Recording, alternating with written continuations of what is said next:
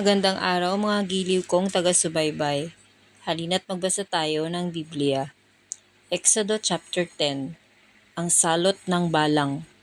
Sinabi ni Yahweh kay Moises, "Pumunta ka sa Faraon. Pinagmatigas ko siya at ang kanyang mga tauhan para maipakita ko sa kanila ang aking kapangyarihan. Ginagawa ko ang mga kababalaghang ito upang masabi ninyo sa inyong mga anak at apo kung paano ko pinaglaruan ng mga Ehipsyo at sa gayoy malalaman ninyong lahat na ako si Yahweh." Pumunta sa Faraon si Moises at Aaron at sinabi, "Ito ang ipinasasabi ni Yahweh, hanggang kailan ka pa magmamatigas? Payagan mo nang umalis ang mga Israelita upang sumamba sa akin. Kapag hindi mo pa sila pinayagan, padadalhan ko bukas ng makapal na balang ang iyong bansa. Mapupuno nito ang buong Ehipto, ano pat wala kang matatapakan kundi balang. Uubusin nito ang lahat ng hindi nasira ng ulan ng yelo, pati ang mga punong kahoy.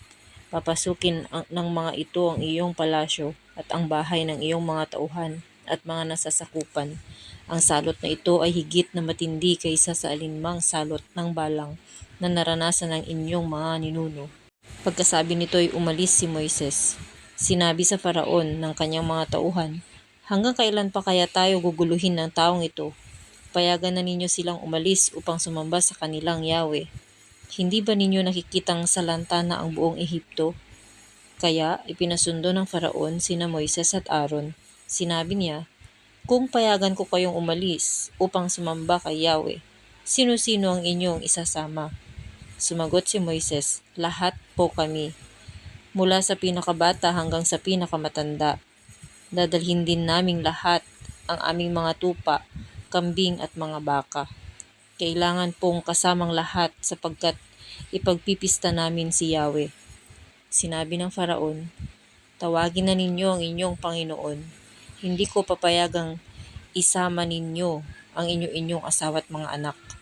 Maliwanag na may binabalak kayong hindi mabuti. Hindi ako papayag na isama ninyo ang lahat. Kayo na lang mga lalaki ang umalis upang sumamba sa inyong Yahweh kung iyan ang gusto ninyo." Pagkasabi nito'y ipinagtabuyan sila ng Faraon. Sinabi ni Yahweh kay Moises, "Iunat mong pataas ang iyong kamay at dadagsa sa buong Ehipto ang makapal na balang.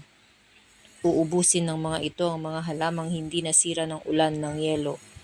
Itinaas nga ni Moises ang kanyang tungkod, maghapot magdamag na pinaihip ni Yahweh sa buong Ehipto ang hangin mula sa silangan. Kinaumagahan, tangay na ng hangin ang makapal na balang, at ito'y dumagsa sa buong Ehipto.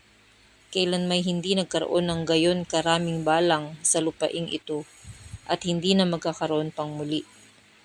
Nangitim ang lupa sa dami ng balang.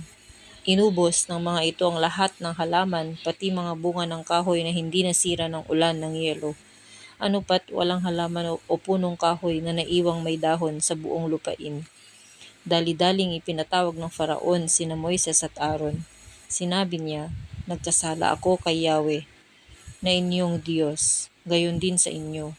Patawarin ninyo ako, at ipinakikiusap kong idalangin ninyo kay Yahweh na alisin na sa akin ang napakabigat na parusang ito." Iniwan ni Moises ang Faraon at siya'y nanalangin. Binago naman ni Yahweh ang takbo ng hangin. Pinaihip niya ang malakas na hangin mula sa kanluran at tinangay nito ang lahat ng balang papunta sa dagat ng mga tambo. Isa may walang natira sa Ehipto. Ngunit ang Faraon ay pinagmatigas ni Yahweh. Hindi niya pinayagang umalis ang mga Israelita. Pinagdilim sa Ehipto.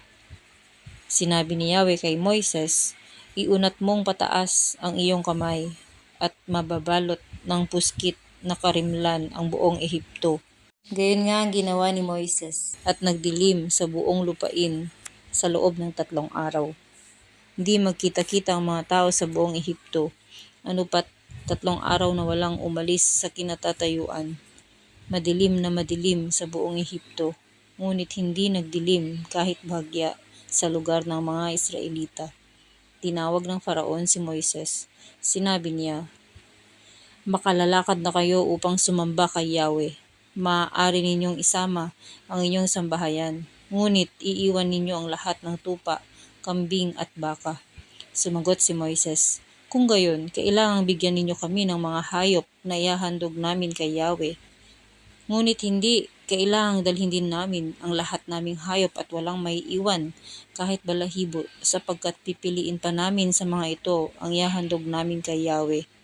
At hindi namin malalaman kung alin ang ihahandog namin sa Kanya hanggang hindi kami dumarating sa lugar na pagdarausan namin ng pagsamba. Ang Faraon ay pinagbatigas pa rin ni Yahweh. Ayaw na naman niyang paalisin ang mga Israelita.